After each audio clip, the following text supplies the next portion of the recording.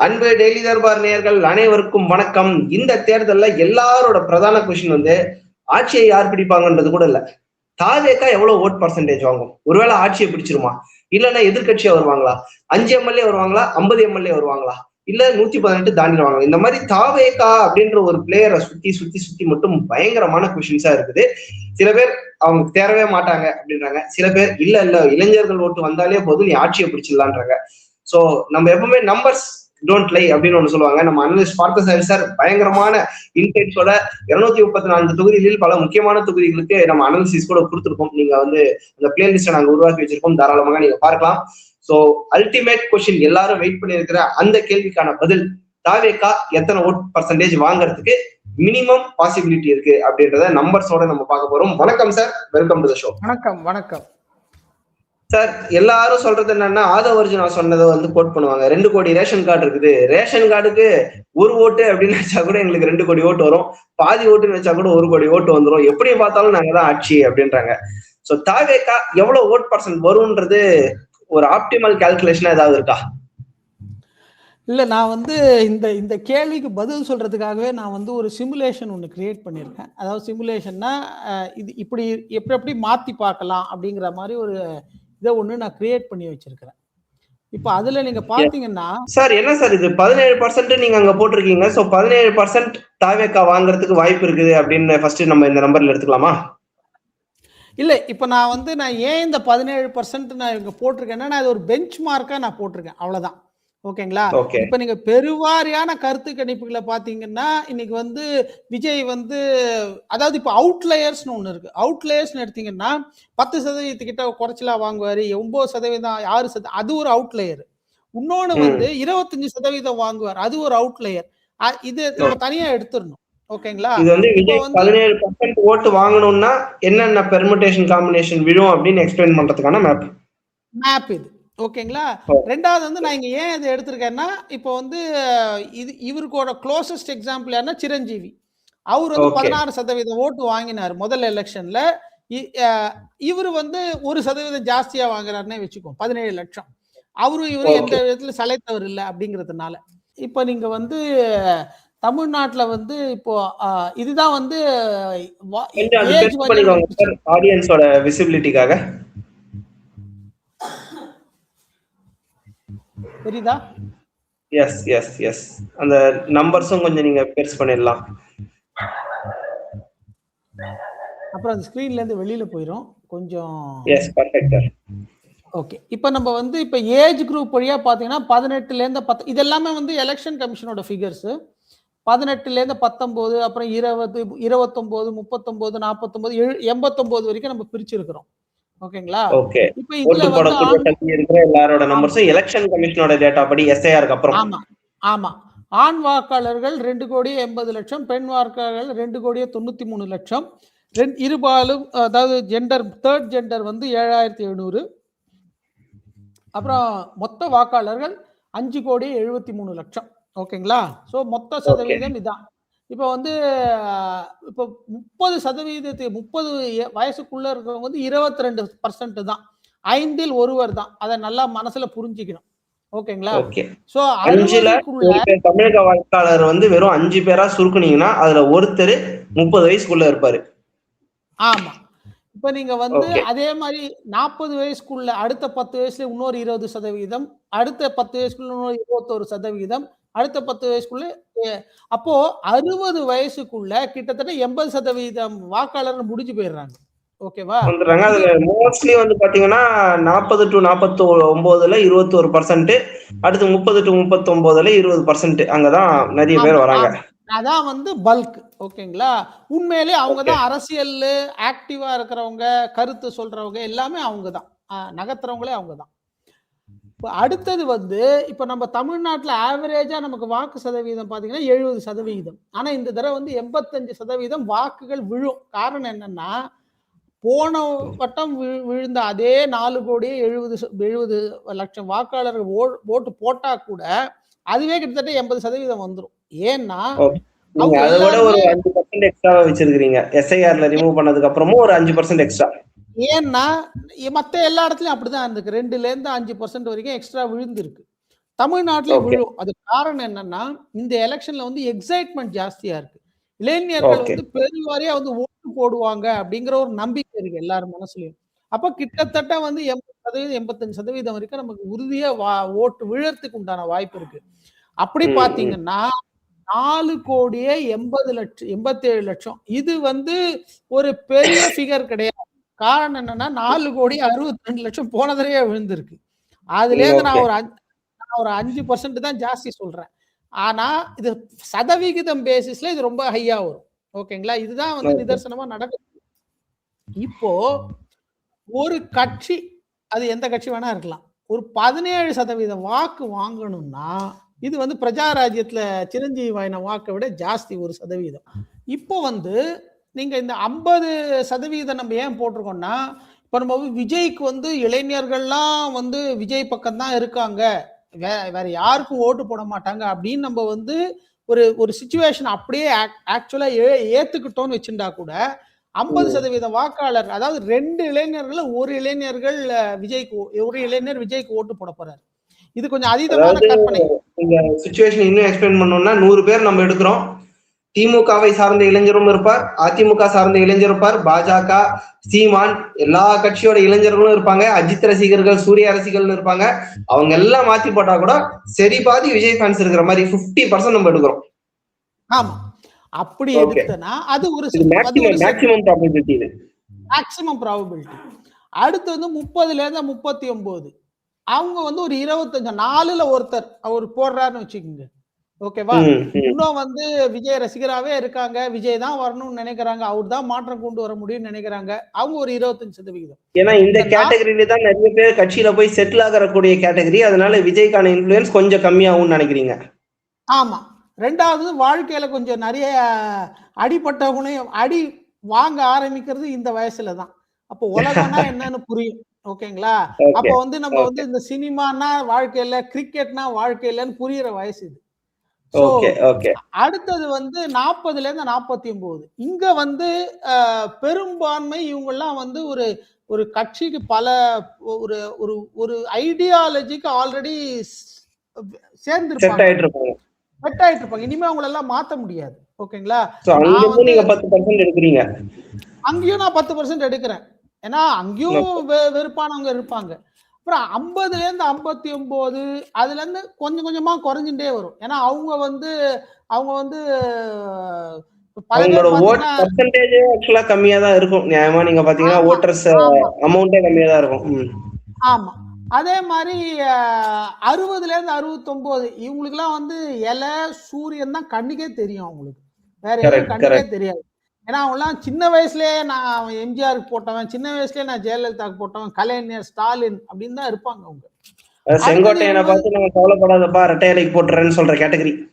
ஆமா ஆமா. 70 89 80 89 அந்த பாட்டி எல்லாம் கிராமத்துல ஓட்டு போடுவாங்கன்றதே பெரிய விஷயம். கரெக்ட். சோ இதுல வந்து பெருசா ஒரு கொண்டு வரத்துக்கு வாய்ப்பு கிடையாது. ஓகேவா? இப்படி நம்ம எடுத்தோம்னா இது வந்து 17%. ஓகே, அதாவது நீங்க மேக்ஸிமம் ப்ராபபிலிட்டியே பாக்குறீங்க. இளைஞர்கள் ஓட்டு வந்து சரிபாதியா விஜய்க்கு ஊந்துருச்சுன்னா கூட மத்ததெல்லாம் ஒரு கன்சிடரபிளா ஒரு ஓட்டு பிரிக்கிறாரு, 4ல ஒரு பங்கு பிரிக்கிறாருன்னு எடுத்தா கூட 17 தான் மேக்ஸிமம் வரும்ன்றீங்க. வரும். இப்போ வந்து ஒரு கட்சி 33%, அதாவது ஒரு நான் வந்து ஒரு 50 சீட்டை பிடிக்கிறேன்னா ஒரு சீட்டை பிடிக்கணும்னாலே இப்ப இந்த 3 முனை போட்டினா நான் ஏன் அந்த 3 முனை போட்டின்னு ஒத்துக்க மாட்டேங்கிறதுக்கு ஒரு சிம்பிள் எக்ஸாம்பிள் என்ன, 3 முனைனா ஒரு முனை 33% வாங்கணும். ஓகேங்களா? அப்பதான் அந்த எலெக்ஷனை ஜெயிக்க முடியும். இப்ப நம்ம வந்து 33% போட்டு எல்லா செக்மெண்ட், அதாவது வயது வித்தியாசம் இல்லாம எல்லா செக்மெண்ட்லயும் 33% போடுறாங்கன்னு வச்சுக்குவோம். அப்பவே 31% தான் வரும். ஓகே, ரொம்ப ரொம்ப ரொம்ப அதிகபட்ச மேக்ஸிமம் உச்சபட்சம் புரட்சியே நடந்தாலும் அவங்களுக்கு 31 தான் வரும்ன்றீங்க. 31 தான் வரும். ஓகேங்களா? இதுவே அதாவது அது ஒரு எம்எல்ஏ சீட் கன்வெர்ட் பண்றது கூட யூஸ் ஆகாது. இதுவே வந்து மேக்ஸிமம், இது வந்து ஆவரேஜ் அப்படிங்கறதுனால ஒரு 20-25 சீட் வரைக்கும் ஜெயிக்கலாம். தனியா நின்னே இது ஜெயிக்கலாம். இது வந்து ஆவரேஜ், ஸ்டேட் ஆவரேஜ். அப்படிங்கும்போது ஒரு 25-30 சீட் வரைக்கும் கூட ஜெயிக்கலாம். 30. ஏன்னா எம்ஜிஆர் வந்து ஆட்சியை பிடிச்சதே 30% ஓட்டுல தானே. அது கிளியரான 4 முனை போட்டியா இருந்தது. ஆமா ஆமா. சோ அப்படி பாத்தீங்கன்னா இது நடக்க போறது கிடையாது இந்த எலெக்ஷன். ஓகே. ஓகேங்களா? அப்போ எது நடக்கும்? இப்போ வந்து நம்ம இப்போ இதுல வந்து என்ன பண்ணோம்? இப்போ வந்து பாதி பாதி ஓட்டு போடலப்பா. அதாவது 2ல ஒருத்தர் போடல. ஆனா 3ல ஒருத்தர் போடுறான்னு வச்சுக்கோங்க. ஓகே. அதாவது 100 பேர்ல 33 பேர் விஜய் ரசிகர்களா இருக்கிறாங்க. மத்ததெல்லாம் விஜய் ரசிகனா இருந்தா கூட நான் திமுகவுக்கு தான் ஓட்டு போடுறேன் அப்படின்னு சொல்ற கேட்டகரி. சிம்பிள். ஒருத்தர் வந்து திமுக கூட்டணிக்கு ஓட்டு போடுவார், இன்னொருத்தர் வந்து அதிமுக கூட்டணிக்கு ஓட்டு போடுவார். கரெக்ட். ஒரு தாவேகா, ஒரு திமுக, ஒரு அதிமுக 33% பெஞ்ச் மார்க் எடுத்து ஒரு தாவேகாக்கு நம்ம கொடுக்குறோம். அப்படி பார்த்தா 14% வந்துருதே சார். அவரு 3% குறையுது அங்கேயே. அது இது வந்து ரொம்ப அநியாயமா நீங்க பண்ண மாதிரி கூட தெரியல. ரொம்ப லாஜிக்கலானது. மும்முனை போட்டின்னு வரும்போது ஒரு திமுக, ஒரு அதிமுக, ஒரு தாவேகான்னு வச்சது. ஆமா. இதுலயே வந்து நான் இன்னொன்னு கூட உங்களுக்கு காமிக்கிறேன். இது கூட உங்களுக்கு வந்து இன்னும் ஷாக்கிங்கா தான் இருக்கும். அப்படி பார்த்தா கூட 28% தான். Okay okay okay. தமிழ்நாடு சரி, ஓகே. 33% வந்து இளைஞர்கள் ஓட்டு வரும்ன்றது கான்பிடென்ட்டா நம்ம சொல்ல முடியுமா? இது இது இது ஒரு வர்ஸ்ட் கேஸ்ல தான் நம்ம எடுக்கிறோம். 14% வரது வந்து பெஸ்ட் சினாரியோ ஃபார் விஜய் அப்படின்னு நினைக்கிறோம். பட் அது 33 அகைன் நீங்க பாசிபிள் நினைக்கிறீங்க ரூரல் பக்கமா போகும்போது? ஏன்னா இது அர்பன்ல வந்துடும். 33 தான் அர்பன்ல வரும். பாசிபிள் கிடையாது. இன்னொன்னு நம்ம வந்து அண்ணன் சீமானுக்கு மிகப்பெரிய துரோகம் மட்டும் இது வரைக்கும். இப்ப அவரை எடுக்கல. ஆமா. இப்ப அவரை கணக்கு எடுத்துப்போம். 4ல ஒரு ஓட்டு விஜய்க்கு. ஒருத்தர் திமுக, ஒருத்தர் அதிமுக, ஒருத்தர் சீமான், ஒருத்தர் விஜய் அப்படின்னு போட்டா 13% விஜய்க்கு. இதான நியாயம். ஓகேங்களா? கரெக்ட். இதான் லாஜிக். இதான் நியாயம். இதான் லாஜிக். இப்ப வந்து 13% ஓட்டு. ஓகேவா? இப்போ நம்ம இத்தனைக்கும் நம்ம வந்து 30, 39 அங்கெல்லாம் நம்ம குறைக்கவே இல்லை. Okay okay. வெறும் 30 அடியில மட்டும் தான் நம்ம குறைச்சிருக்கோம். இளைஞர்கள் எக்தம் காலேஜ் பாஸ் அவுட் ஆயிட்டு வேலை தேடி வேலைக்கு போகக்கூடிய, கல்யாணம் ஆகக்கூடிய இளைஞர்கள். ஆமா. ஓகேங்களா? இப்போ நான் வந்து இப்போ நான் வந்து சினிமா மோகம் எல்லாம் எனக்கு போயிருச்சு, வேலைக்கு வந்துட்டேன், ஆல்மோஸ்ட் கல்யாணம் ஆயிடுச்சு. இப்போ வாழ்க்கைன்னா என்னன்னு தெரிஞ்சது. இங்க வந்து ஒரு ரொம்ப இம்பார்ட்டன்ட் கான்செப்ட் நான் ஒன்று சொல்ல விரும்புறேன். இது வந்து இப்போ நீங்க வந்து கமல் கூட ஒரு படத்துல சொல்லியிருப்பாரு, வறுமை நிறம் சிவப்புன்னு நினைக்கிறேன். 30 வயசு கீழே பேசுறது தான் கம்யூனிசம். ஆமா. அதுக்கு மேல கம்யூனிஸ்டா இருந்தாலும் ப்ராப்ளம், அதுக்கு கீழே கம்யூனிஸ்டா இல்லைனாலும் ப்ராப்ளம் அப்படின்னு. ஆமா. 30ல இருந்து 40 ஆயிடுச்சு, 40 வரைக்கும் அவன் வந்து பெரும்பாலும் சோசியலிஸ்டா இருப்பான். அரசாங்கம் ஏன்னா அவன் வந்து அவன் தான் வந்து இந்த ஃப்ரீபி, அரசாங்கத்துக்கு கொடுக்குற சலுகைகள், அவனுக்கு சம்பளமும் வேணும், வாழ்க்கையில தரமும் உயரணும், கொஞ்சம் கேபிட்டலிசமும் இருக்கணும், ஆனா வந்து அரசாங்கமும் நமக்கு ஹெல்ப் பண்ணணும் அப்படின்னு நினைக்கிறோம். அதான் சோசியலிசம். ஓகேங்களா? அடுத்தது அப்புறம் சொல்லுவாங்க 40 வயசு தாண்டி பேசி இன்னொன்னு கேபிட்டலிசம் பேசலன்னா எப்படிப்பா? ஏன்னா அவனுக்கு வந்து வாழ்க்கையில காசு பார்த்துருப்பான், முதலாளித்துவம் வேணும், ப்ராஃபிட் வேணும், சம்பாதிக்கணும், சொத்து சேர்க்கணும் அப்படிங்கிற ஒரு கனவு வரும். ஸோ இப்போ நீங்க வந்து புரட்சி பேசுறது எல்லாமே 30 வயசு கீழே தான். அங்க 4க்கு ஒரு பங்கு கொடுத்துட்டோம். ஸோ 30 வயசுக்கு மேல நம்ம என்ன சேஞ்ச் பண்ணலாம்னு நினைக்கலாம்? 30 வயசுக்கு மேல என்ன ஆகும்னா இங்கதான் வந்து இந்த 25% இருக்காது. ஏன்னா அவன் வந்து ஆல்ரெடி ஒரு கட்சியை பார்த்திருப்பான். 2 எலெக்ஷன் ஆல்ரெடி 10 வருஷத்துல 2, 3 எலெக்ஷன், இன்னைக்கு டேட்ல கணக்குன்னா 2 பார்லிமெண்டரி எலெக்ஷன், 2 சட்டமன்ற எலெக்ஷன்ல ஓட்டு போட்டிருப்பான். இதான் முதல் தடவை விஜய்க்கு ஓட்டு போடணும். கை வந்து அவன் ஏற்கனவே போட்டது போய் தான் தேடும், மசில் மெமரி அதுதான் போய் தேடும். அப்படி பாத்தீங்கன்னா இங்கேயும் வந்து ஒரு 10% தான் வரும். ஓகே, 10%. ஓகே, ஐடியலாக 40, 49 உங்களுக்கு வந்து 8, இங்க வந்து 6 அப்படின்னு போனீங்கன்னு வச்சுக்கோங்க, 9% வந்துடும்.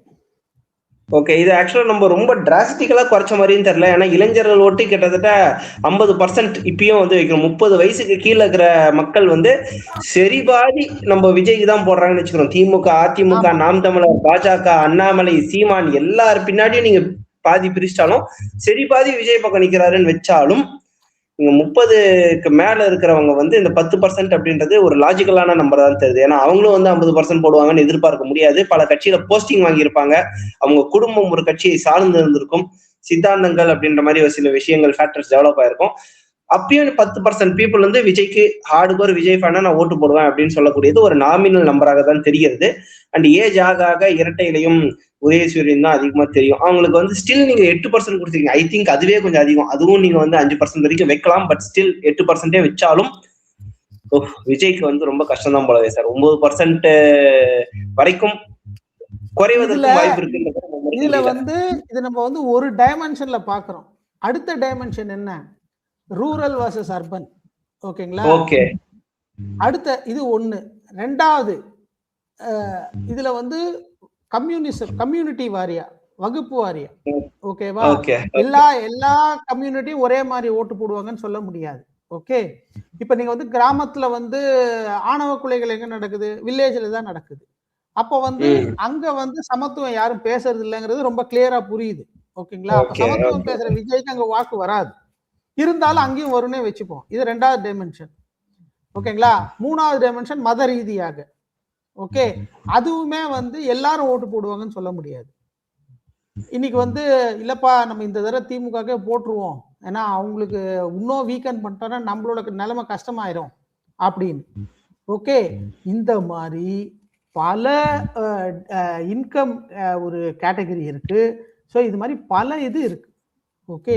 ஸோ ஒரு 5-6 டைமென்ஷனை பார்க்கும்போது இதுவுமே வந்து கஷ்டம்தான். இருந்தாலும் இதையும் தாண்டி அவருக்கு வந்ததுன்னா இது வந்து ரொம்ப சாத்தியமான ஓட்டு. Okay okay okay. மிக நன்றி சார். ஆக்சுவலா நேயர்களே இது சம பண்றது உண்மையிலே ஒரு பெருமையான விஷயம். ஏன்னா இப்படி ஒரு டைமென்ஷன் யாருமே வந்து கொடுத்தது இல்லை. சோசியல் மீடியாலே ஆகட்டும் இல்ல மெயின் ஸ்ட்ரீம் ஊடகங்களும் கொடுத்தது இல்லை அப்படின்றதான் நம்மளுடைய புரிதலாக இருக்கிறது. நம்ம பார்த்த சார் ஒரு டீடைல் அனாலிசிஸ் கொடுத்திருக்காரு. 17% ஓட் அப்படின்றத ஒரு பெஞ்ச் மார்க்கா வைக்கிறாரு. மேக்சிமம் ஆஃப் தி மேக்சிமம் தாவேகாவால அவ்வளவு வாங்க முடியும் அப்படின்றத சொல்றாரு. நிச்சயமாக நீங்க சொல்ற மாதிரி 35%, 50%, 60%, 103% எல்லாம் வரதுக்கான வாய்ப்புகள் இல்லை. லாஜிக்கலா 17% வரலாம். சிரஞ்சீவியோட ஓட் பர்சன்டேஜ் ஒரு பேஸா வந்து வச்சிருக்கிறாரு. கிட்டத்தட்ட பல ஏஜ் கேட்டகரியை வந்து அவர் பிரிச்சிருக்கிறாரு. நீங்க அந்த ஸ்கிரீன்ல கூட அதை வந்து பார்க்கலாம். 20 வயசுக்கு கீழே 18, 19, 20 அந்த ஸ்கிரீனை கொஞ்சம் கட்டுறேன் சார். 18, 19, 20 அந்த ஏஜ் கேட்டகரி முதற்கொண்டு அடுத்தடுத்த 10 வருஷத்துக்கு ஏஜ் கேட்டகரி வச்சிருக்காங்க. இதுல ரொம்ப லாஜிக்கலா அவங்க பார்த்தது வந்து சரி பாதி ஓட்டு இளைஞர்கள் ஓட்டு, 30 வயசு கீழே இருக்கிற இளைஞர் ஓட்டு சரி பாதி நம்ம தாவேகா போகுதுன்னு வச்சுக்கலாம். மத்ததெல்லாம் கால்வாசி போகுது, 25% வந்து போகுது 40 வயசு இருக்கும் அப்படின்னு வச்சுக்கலாம்னு எல்லாம் பார்த்தாலே 17 தான் வராங்க. அதுல கொஞ்சம் கொஞ்சமா டென்ட் ஆக அந்த பாப்புலேஷன் எவ்வளவு இருக்குன்னு பாக்குறோம். நம்ம அசியூம் பண்ணிக்கிற ஃபர்ஸ்ட் கண்டிஷன் வந்து பாத்தீங்கன்னா 30 வயசு கீழே சரி பாதி தாவேகாவுக்கு போகுது அப்படின்ற ஒரு அசம்ஷன்ல வந்து நம்ம வைக்கிறோம். 25% 18, 19, 20 வயசுல அண்ட் இன்னொரு 25% வந்து 20 வைக்கிறோம். இவ்வளவு ஓட்டுகள் தாவேகாவுக்கு போனாலும் 30 to 39 ஒரு கட்சியில அவங்க செட்டில் ஆகி வாழ்க்கையிலும் செட்டில் ஆகி அந்த ஃபேஸ் அவங்க நோக்கினாலும் 10% தாவேகாவுக்கு போறாங்கன்னு வச்சாலும் மத்த கொஞ்சம் வயசானவங்களும் உதயசூரியனுக்கும் இரட்டையலைக்குமே வாக்களித்து பழகியவர்கள் விசில் சின்னத்துக்கு போறாங்கன்னு நம்ம ஃபர்ஸ்ட் கண்டிஷன் அபரிவிதமான வளர்ச்சியா நம்ம அசியூம் பண்ணி வச்சாலும் தாவேகா 9% ஓட்டு வாங்குறதுக்கு தான் வாய்ப்பு இருக்கு அப்படின்ட்டு வந்து நம்ம பார்த்து சார் வந்து முடிக்கிறாரு. இது ஒரு விஜய் மேல ஏதோ உங்களுக்கு வைத்தறிச்சிருக்கு அதனால போடுறீங்க அப்படின்ற மாதிரியும் சொல்ல முடியாது. ஓவரா விஜய் எஸ்டிமேட் பண்றீங்க அப்படின்னு சொல்ல முடியாது. ஒரு லாஜிக்கல் நம்பர் மாதிரி தான் நம்மளுக்கு தெரியுது. உங்களுக்கு எப்படி தெரிகிறது அப்படின்றத கமெண்ட் பாக்ஸ்ல மென்ஷன் பண்ணுங்க. குறைந்தபட்சம் உங்களுடைய தொகுதியில் விஜய் வெல்ல வாய்ப்பு இருக்கா இல்லையா அப்படின்றதையும் கமெண்ட்ல மென்ஷன் பண்ணுங்க. உங்களுடைய கணிப்புப்படி விஜய் எவ்வளவு ஓட் பர்சன்ட் வாங்க முடியும், வாங்க வாய்ப்பு இருக்கிறது அப்படின்றதையும் கமெண்ட் பாக்ஸ்ல மென்ஷன் பண்ணுங்க. மிக நன்றி சார். மீண்டும் இன்னொரு அனாலிசிஸில் எலெக்ஷனுக்கு பிறகு சந்திப்போம். நன்றி. நன்றி, வணக்கம்.